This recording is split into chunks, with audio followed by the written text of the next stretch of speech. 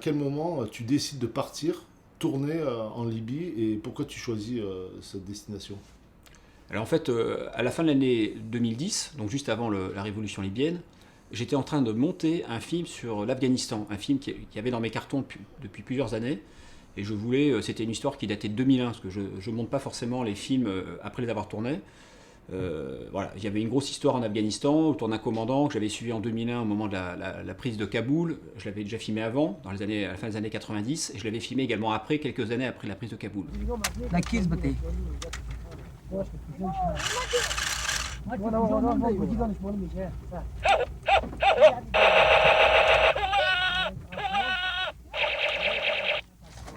Et à ce moment-là, j'étais au milieu de mon montage, en fait, afghan, d'une histoire de 2001 principalement. Et j'ai lancé un calcul un peu long et je suis parti, en fait. Et je suis revenu 4 ans après, quoi. Et le calcul était fini? Le calcul était... Non, l'ordinateur a planté au milieu, comme d'habitude. Il a planté au milieu, donc... non, je suis parti. C'est vraiment comme ça que ça s'est passé. Alors, la situation... ça peut intéresser des gens d'entendre ça, parce qu'en fait, il faut voir comment se construisent les films. Dans mon cas, comme je fais pas appel à des subventions, je suis complètement hors circuit depuis longtemps, c'est par des choix, hein, personne m'a chassé, je me suis retiré. Ouais. Je suis toujours un petit peu en train de savoir comment je pars, est-ce que j'ai le matériel pour partir, est-ce que j'ai l'argent pour partir. J'ai jamais vraiment de budget quand je pars, mais là j'étais vraiment à sec, quoi. C'est-à-dire que j'étais à la fin de mon montage, il me restait pas de quoi partir en fait, j'avais vraiment plus rien. Du coup, je regardais un peu le matériel que j'avais. En fait, quand j'étais en montage, déjà, j'avais commencé à préparer mes sacs quand même. Avant même que ça aille, ouais. que la révolution démarre en Libye, pendant que c'était en Égypte, mon sac était prêt depuis 2-3 semaines, là, il avait des affaires, voilà. Et puis là-dessus, je me suis dit, là c'est pas possible, donc je pars. Donc à ce moment-là, j'ai cherché un petit peu autour de moi, vraiment auprès des copains, voir qui pouvaient me prêter 300, 500 euros pour partir avec, je sais pas, 1500, 2000 euros, quoi. Qui est pas énorme, mais c'est un minimum. Avec 2000 euros, je traverse le désert, c'est un peu comme les chameaux. Donc je suis parti à peu près avec cette somme-là. Et là, en fait, sur la carte, la révolution démarre complètement à l'est de la Libye, vers Benghazi, donc vers la frontière égyptienne. La frontière égyptienne avait été prise assez rapidement, était ouverte, donc la presse s'est ruée à Benghazi au départ. Et je me suis vraiment posé la question au départ, j'étais à Paris, où je vais en fait? Est-ce que je vais à Benghazi? Il fallait passer par l'Égypte, c'était assez long au niveau de la route, il fallait prendre après une voiture à partir du Caire, enfin c'est vraiment très très très loin. Et je vais me retrouver avec toute la presse, ou bien est-ce que je tente un coup de l'autre côté, c'est-à-dire que je vais essayer de rentrer par la frontière tunisienne, donc qui est complètement à l'ouest. Et là-dessus, j'ai 2-3 copains journalistes, j'avais un copain qui avait un peu la même idée, qui était parti du côté tunisien. Et puis je réfléchis un peu, je me dis allez, je tente le coup tunisien, parce que je sais pas, voilà, je tente le coup. De l'autre côté, je vais être au milieu de toute la presse, j'étais pas là pour faire de l'actualité en tant que telle.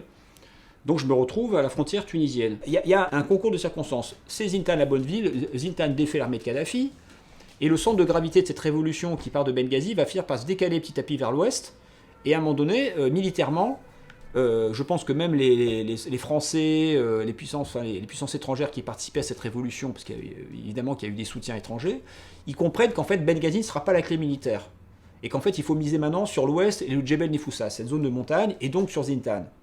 Alors il se trouve que moi je suis à Zintan déjà depuis quelques mois, donc je suis au bon endroit, je suis intégré par la population, et le scénario qui se déploie, on a l'impression qu'il est écrit pour faire un film quelque part.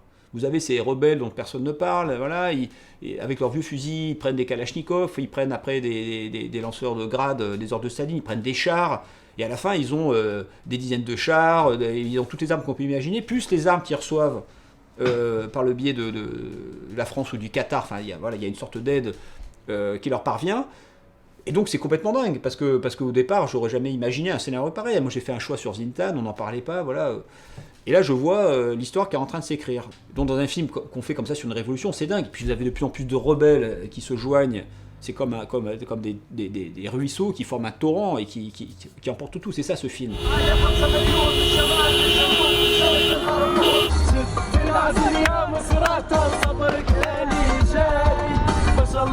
شوف شوفه جايينك يا مقبل جايينك العزم يا مصرات صبرك اني جاي ما شاء الله عليك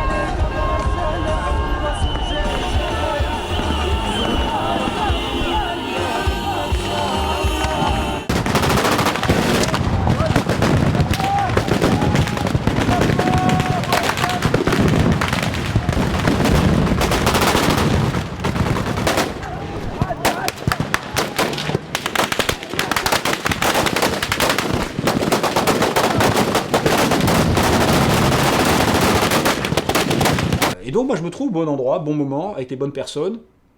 Et puis tant bien que mal, je navigue comme je peux. Alors j'ai utilisé 3 caméras différentes. Enfin, j'étais jamais trop dans un...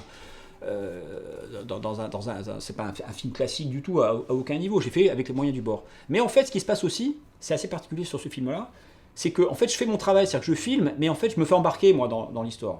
Je suis pas juste, je suis même plus un journaliste, je suis on peut dire un rebelle quoi quelque part. Je suis avec eux tout le temps, j'ai les cheveux longs, enfin voilà. Donc les gens ils m'ont pris avec eux. Je suis vraiment embarqué dans cette énergie-là, tout en gardant une sorte de recul. Mais enfin, en même temps, quand vous êtes embarqué dans un événement de ce type-là aussi longtemps, vous connaissez tout le monde, vous voyez les gens autour de vous qui ont été tués ou blessés ou je ne sais quoi. Il y a des tas d'histoires humaines qui se nouent. Donc forcément, vous appartenez à ce groupe-là, avec en plus des gens qui vous adoptent quelque part.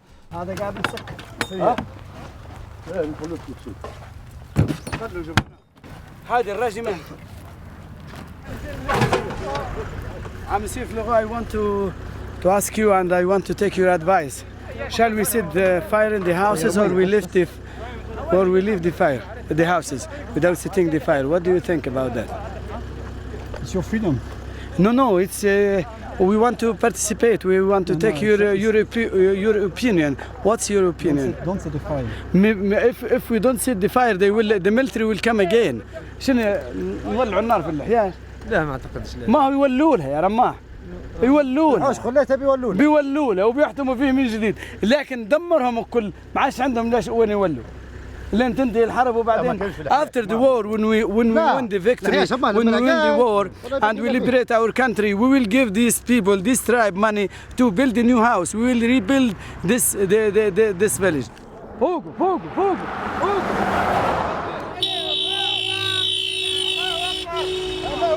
Donc c'était à la fois, j'essayais de garder une certaine distance, mais je décroche aussi de ce côté journalistique. D'ailleurs, à un moment donné, j'écris plus rien. Enfin, je faisais un petit peu l'AFP, mais enfin après, ils avaient des équipes.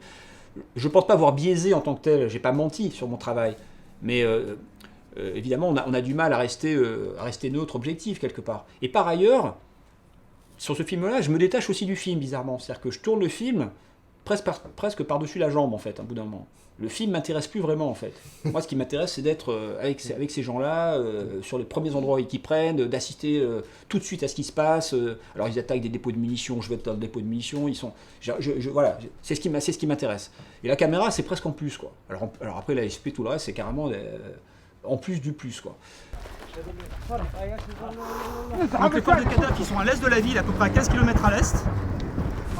Ils sont dans le village qui s'appelle, dans la zone du village de Reyaina, et ils sont au sud-est. Ils ont avancé pendant la nuit, ils sont à 17 et 18 km au sud-est. They're shooting from this side. From everywhere. They're shooting from everywhere, from around the city. Another great missiles. دبابة مش دبابة خضراء. الله أكبر. نصور لهم هاد. فلوران. ده عادي. Take care. Yes, I take care. Oui, c'est à nouveau Florent Marty en Libye. Ouais. Another one. Pour vous dire que... الله أكبر.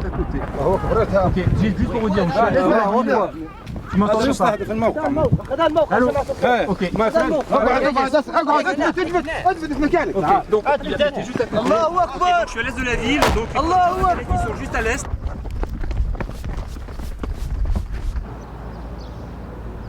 J'avais pas de fascination, et je l'ai toujours pas d'ailleurs pour le cinéma en tant que tel. C'est pas des univers moi qui me fascinent du tout.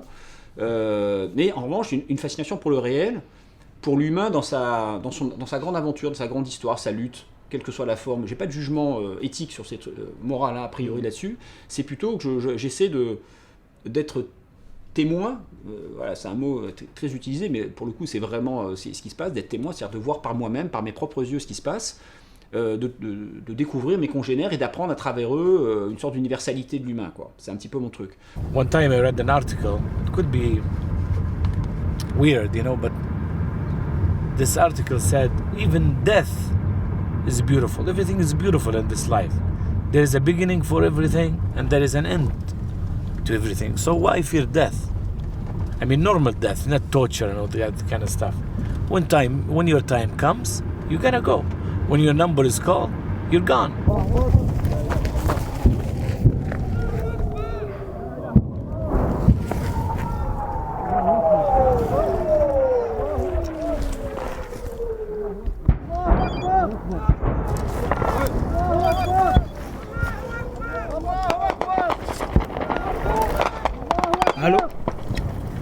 الو حول الله. لا صاروخ سريع لبده 106. دبابة فات علينا احنا التزويق، احنا هناك كيف واصلين قريب نوصلوا. لا اله الا الله. هو كيف بيطلع هو؟ هي رقت نشبح فيها نفس نشبح فيها تقريبا. انا نعرف عبد الحفيظ ما عادش عرف منين يطلع، بعدين طلع من الباب هو. شنو يا مكاسير؟ انا لله وانا اليه راجعون. انا لله وانا اليه راجعون. لا اله الا الله. اجلهم تم وقف عليهم. هذا واحد يتحرك. هذا بين الحياة والموت هذا. نانو. ولا مكاسير. مكاسير كل عيا مضروبات. J'avais pas du tout envie de monter ce film. Voilà. Vraiment, mais pas du tout. Ça m'intéressait pas de monter ce film. Je me suis dit, oh là là, il va falloir maintenant que je monte ce film pendant des mois. Ça m'intéresse pas. J'ai pas envie de ça. Alors il y avait des sociétés en France qui avaient appris que je tournais des trucs dont des gens me contactent un peu pour faire ceci. Est-ce que vous aurez le temps de monter pour Cannes? C'est ce qu'on m'a demandé à l'époque. Mon Cannes. Vous voulez que je monte un film en 3 mois pour Cannes? Enfin, je veux dire, c'était complètement. Voilà, ça n'a aucun sens. Alors. Pendant un moment, ça m'intéressait pas, et puis en même temps, bon, j'ai conscience qu'il faut quand même évidemment qu'il va falloir que je monte ce film. Et puis les Libyens étaient intéressés par le film, ils voulaient que eux-mêmes, ils voulaient voir ce film, etc. Donc c'était compliqué. Alors ma seule condition, c'était de me dire, si je fais ce film-là, il faut que je le monte en Libye. Je peux pas revenir en France et monter ce film en France, dans un cadre qui va être un petit peu classique, avec des enjeux. Ça me paraissait complètement obscène quelque part. Enfin, c'est un truc, je me serais trahi moi-même, quoi. Donc c'était ma condition, c'est je vais m'installer à Tripoli et je vais monter ce film à Tripoli. Je vais rester là-bas. En plus j'avais des tas d'amis libyens. C'était passionnant ce qui se passait dans la post-révolution. C'était quand on assiste depuis le début. Après on a des tas de contacts partout. On est témoin de plein de choses. J'avais envie de me nourrir de ça aussi. Donc c'était impensable que je rentre à Paris faire ce truc. Voilà. Donc du coup je m'installe à Tripoli et puis je monte ce film. Je me retrouve à un moment donné, j'ai un film qui fait je sais pas 3h30, 4h. Et là, un ami à moi me propose de montrer le film à Sarajevo. Et du coup, je commence à dire autour de moi, à mes amis libyens, je dis voilà, en fait, le film Tomorrow Tripoli, ça va passer le 30 juin à Sarajevo. Et là, je veux venir. Mais les amis libyens disent super, on aimerait bien le voir, ce film est attendu. On va essayer, je veux venir. Est-ce qu'on peut venir? Je dis venez si vous voulez, faites comme vous voulez, prenez l'avion. Enfin, c'est pas simple, il faut un visa, c'est l'Europe quand même, il va falloir. Ok, sauf que. Au bout de 2-3 jours, ils sont 200, 300 à vouloir venir. C'est pas juste 2-3 copains libyens. Il se passe le mot, à Zintan, tous les gens de Zintan, enfin les ex-rebelles veulent venir. Vous êtes 5, vous prenez un avion normal, quoi. Mais là, vous êtes très nombreux, ça va être compliqué. Et là, bon, comme c'est la Libye, tout est possible, ils me disent Don't worry, Florent, we rent a plane. T'inquiète pas, Florent, on va louer un avion. Enfin, on ne savait même pas s'il fallait y croire, quoi. Bon, c'était un moment complètement fou. Qui était le cœur de l'histoire de ce film. Pour moi, l'histoire de ce film, c'est ça.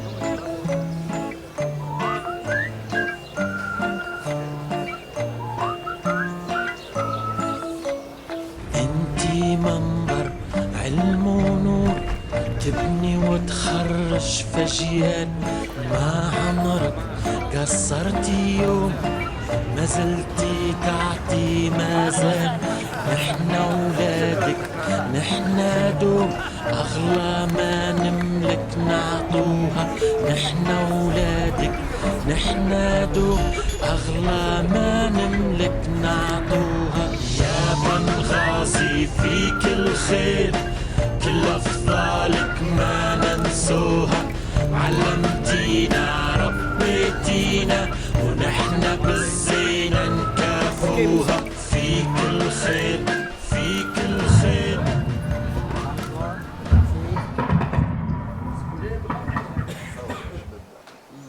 صوري خليه في حراس خليه تسمع يا رب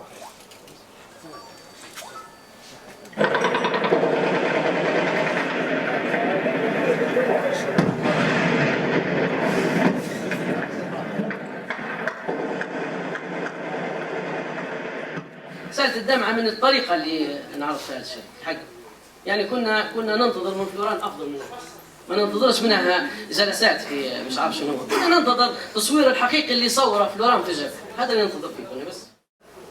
وانا شفت الفيلم، احنا كلنا ليبيين لما درنا الثوره درناها على خاطر الحريه. نجوا نقيدوا الراجل ونقولوا له لا دير هيك ولا ما تديرش هيك. هذه نظرته هو للثوره. يعني هو دارها بطريقته الخاصه، احنا درنا الثوره هي باش ناخذ الحريه. نجوا نقيدوا الراجل ونقولوا له لا معلش دير هيك. احنا لينا الثوره مش الزندان بس.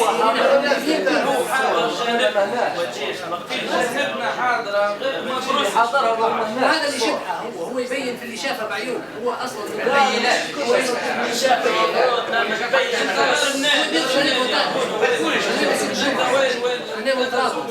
Moi, je fais pas un film pour Zintan en tant que tel. Je suis pas à la solde de qui que ce soit. Mais je sais aussi qu'il y a des enjeux. Donc ça, c'était très compliqué. Donc il y a eu un moment comme ça très compliqué, dur à gérer, mais au fond très intéressant, avec des tas de malentendus de chaque côté. C'est un petit peu comme ces moments où on se découvrait finalement la mariée. Faites voir qui vous êtes. Ah oui, en fait, ce Français, il fait des films comme ça, quoi. Évidemment, on n'a pas les mêmes enjeux. Moi, je suis un réalisateur de films. Des images, en fait. Ils n'avaient jamais vu ce que tu avais fait. Non, ils voyaient pas. Puis ils avaient une façon de voir le film qui était, on va faire un film héroïque sur les gens de Zintan à cheval ou ralenti, j'en sais rien. Enfin, il y a toute une représentation de ce qu'était cette révolution, de qui ils étaient dans la révolution, qui ne retrouve pas dans le film. If you hear someone like Yusuf from Afghanistan, he feels something. He has a completely different story, but he feels, because he knows the work, he feels something much deeper than just the problem of Zintan or insulting. You know, it is something much deeper. It is something maybe more universal.